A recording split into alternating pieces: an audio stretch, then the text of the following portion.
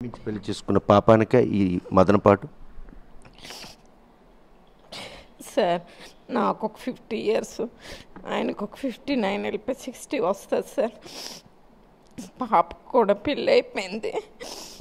ఆయన రాజకీయ జీవితం కాంట్రవర్షియల్ చేసుకొని పిల్లలకి మాకు రోడ్డుకి పాలు చేసాడు, అంతకు మించి అని చెప్పలేం. ట్రాప్ అయిపోయాడు అతడు.